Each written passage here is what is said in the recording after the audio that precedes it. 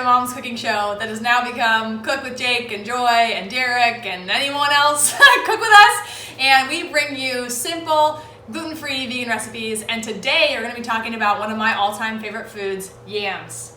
I love them. And they are so simple that even I cook them. Yeah, okay, that's great, Jake. And you know, yams are just that simple. It's really true. Here on Cook with Joy, we'll cook with Joy and Jake. Cook with Jake and Joy and Derek and all of y'all. We want to teach you to use healthful foods like yams, but we also want to show you how you can make them even more delicious. I was not a yam lover for a long time, and Jake has always loved yams.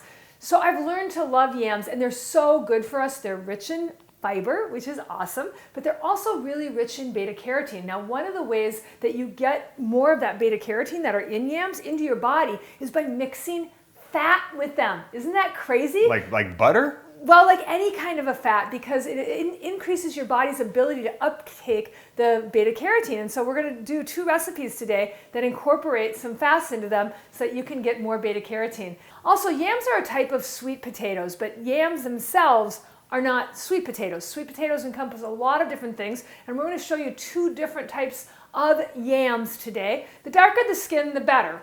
Today we're going to use 2 different types of yams, and I'm going to show you how to do a twice baked yam, which I'm just making up right now on the camera. Whoa! I was thinking about this. You know, didn't we do an episode on twice baked potatoes, or did we not? No, we did that. Yeah, for sure. I thought we did. Yep. And so I thought, well, why can't you do a twice baked yam? You can. You can do it. I was thinking that we could, so we're going to try that today, and then we're also going to do a yam that you could have as an appetizer or an accoutrement to a fancy meal, and that's going to be super fun. That's going to be yam rounds with vegan pesto on top. This is a very yam-heavy episode. Very yam, I know. It's very, very yam-heavy. So let's get started with the twice-baked yam, because this I'm kind of excited and I'm kind of nervous about it. I baked the yam with the top cut off. Now this is a Chinese yam. It's a lot lighter in color, if you notice, than the traditional garnet yam. I'm going to gently scoop this out. Now, what's interesting about yams is that they get really, there's a lot of sugar in them. And you see how the sugar got on the bottom of this? So I'm hoping that this all works. With a baked potato, you know, they don't have as much sugar, so they don't get so soft. And you can just put them back, you know, you can take quite a bit of it out. So I'm scooping it out. And I'm not going to scoop out too much because I don't want to break through the skin. I'm going to add some of this Miyoko's butter to add flavor as well as some fat. Yes, absolutely. Yes. So I love Miyoko's butters. Trader Joe's is carrying it now, which is very affordable. So I'm going to carefully measure some into it, very carefully. Cook with Joy style? It's Cook with Joy style. And I'm going to mash that into it. I'm going to add a little bit of soy milk, not to make it soupy, but to make it a little bit softer so that it goes back in a little bit better. I'm going to mash that up all together. And I think I'm going to add, Derek, you thought I should add some sugar to it, because why? Because all the sugar that was in it is now out of it. You think so?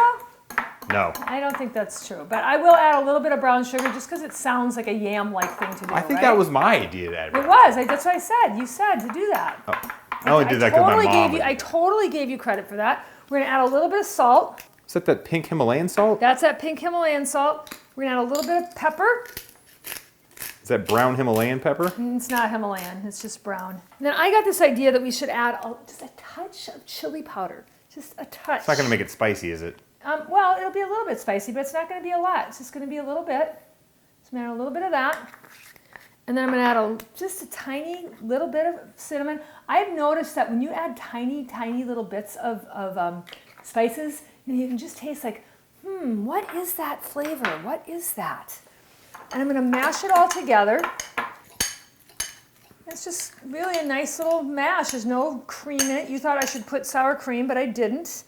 Just going to put it back into the boat. And then I'm going to put this in the oven. I think maybe we should put the brown sugar over the top. So it gets I like that. Do you like that idea? Caramelize a little bit? Yeah.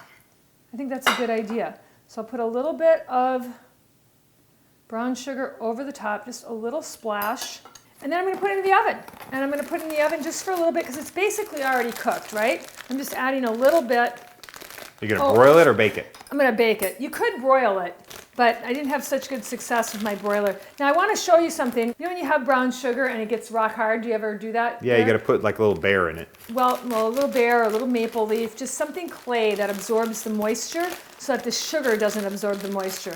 And I'm just going to take just a little pinch of brown sugar over the top. Not too much, just a little pinch. I'm just going to put this in the oven while I make the next dish, and then I can't wait to see how it turns out. Here we go. Okay, so while that is in the oven baking, I'm going to make a second dish. Ooh, two? This is the first time we've ever done two recipes. I don't know, the hamburgers, the hot dogs, the burgers, the fries. I make two recipes. I'm kind of crazy that way. I do that. All right, so like I said, I am not someone who's naturally crazy about yams, but I'm always trying to find good ways to make yams because my husband loves them and Jake loves them. I love them. You love them? Yeah. Well, I think you're going to love this dish. And Derek, you were telling me that you actually do a dish like this, but I'm going to put a little twist on it. So what I'm going to do is I'm just going to cut the yams in circles. And probably a lot of you already do this, and you put them on a baking dish, right? And you put some olive oil and you put some salt and pepper, and you bake them, right? Is that what you do? That sounds like something Derek or Jake would do. Yes, Derek or Jake would do that, right? But what we're going to do is we're going to add a little flair. And I got this idea for Thanksgiving because we make appetizers and they're good, but I don't know how healthy they are. So I thought, wouldn't it be fun to have something with yams that wasn't just, like typical, let's have yams at Thanksgiving. Even though my husband loves them that way, he doesn't care if they're fancy or anything. But I got this great idea. We're going to start with a parchment covered paper, and I'm just going to line and I use parchment, you guys, so that I don't have to, number one, clean up a messy pan, but number two, it doesn't add any unneeded oil. Or make your cameraman clean it. Or make your cameraman clean it. Yes, thank you, Derek. You are the best. You are awesome at that. We're going to just line these up, and then I'm not even going to waste these little ones. Not going to waste these, Derek. Even though you would just throw them away. Yeah, or drop them on the floor. Or drop them on the floor. And then we're going to spray them with olive oil. And I think I say this all the time, every time I use olive oil. I love these spray oils. They say 0 calories on the back. And then when you look at the ingredients, it says 100% fat, right? That's all that is, ingredients. Organic extra virgin olive oil. How can this be 0%, 0 calories, and total fat is 0%? So maybe it's net calories. No, because you have to pick up the bottle and what you it have to is, spray it has to do with serving sizes. And this is how the food industry gets away with so much, like calling milk non-fat and low fat and all of that. It's because you can do so much with these labels. So what it says, a serving size of this oil is, guess what it says? Like a drop? It says it's 1/3 of a second. How long is that? And that's even more. That's more than a second, right? Like how could you spray? Look at this. Get me doing this. This is 1/3 of a second. That was more than 1/3 of a second. So anyway, I'm going to spray them liberally. But I just think that's so funny. 1/3 of a second. Sounds like you're spray painting a building. That's an RCH. You know what an RCH is? No. I'm not going to tell you on this show because it's a family show. But it's how long it takes before the driver in front of you will start honking at you. So you can look that up somewhere. Now I want to know what it stands for. I'm not telling you. Okay, we're going to now put pepper and salt liberally all over this stuff. And then we're going to put it into an oven at about, you can put it at 400 or 450. They cook pretty fast. Is that the Himalayan brown pepper? This is just regular pepper. Just regular pepper. I'm going to use Himalayan sea salt, however. Why is it pink? Just because it's fun? I don't know why it's a girl salt? Probably it's a girl salt, but all salt has a color. Like most salts are gray, and then they bleach it and get that color out of it. But I love the pink stuff. I think it's great. Let's put this in the oven and see if our choice baked is done yet. Okay, so I might have been able to get this a little crunchier on top. I'm not sure, but I think it's beautiful. The parchment paper is a little bit stuck to it because it once again gets that really crunchy coating. But I think you're gonna like that. It's absolutely delicious smelling. Let's just try a little bite. Can I reach in here and just try a little bit? Yeah, how's it look? It looks great. Yum, yum, yum. I might put it under the broiler a little bit longer and get it crunchy on top. But that's pretty delicious. You want to try it? Does it need sour cream? No, it doesn't need sour cream. I think it's a perfect blend of the salt with a little bit of the faux butter and the chili and the salt and pepper and then the brown sugar on top. I think it's really great. You should try it, Derek. I'm in. Okay, I'm gonna check on the rounds and we'll finish up with that. All right, These look delicious. They smell delicious. And this is probably how they look when you make them, right, Derek? Exactly. Right. Okay. So You know what it needs? I feel like it needs like some pesto or something. You're so funny. So that's what we're gonna do, and you can make your own vegan pesto. Didn't we do an episode on vegan pesto? Absolutely. Yeah, I it think was really good too. Yeah, it was. Wasn't it with gnocchi? Did Yes. you do it with gnocchi? I think that was like season 2. And it was delicious, but making the pesto itself is a little bit time consuming. You got to get your food processor out. And like I said earlier, I just don't know how many millennials are actually going to take the time to do that. Jake's husband loves to cook. He's a millennial, and he'll take the time to do really complex things like that. But Jake would never do that, I don't think. What about me? Do you think I would do it? Well, I think you would do this. I don't know if you'd ever make pesto, but I think that you would buy pre-made pesto. Who took my spoon? Did you Romeo. take my spoon? Romeo. Romeo took it. Just want a little tiny spoon. Now, Trader Joe's sells a really great vegan kale pesto.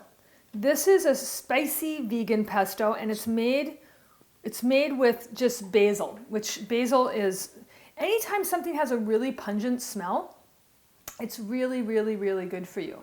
So I'm just going to put a little dollop. You want it to not run over the edges, so you just want to put a little dollop in the center of each of these. I made these for Thanksgiving as an appetizer, and people loved them. I used the Trader Joe's pesto, which was a real hit, and using kale in the pesto made it even a bigger hit. This one is one I got from Whole Foods, and I'm not going to dress all of these because I don't know how many of these you'll eat, Derek, but I think they look beautiful. I love the green with the orange, and certainly the taste is going to be out of this world.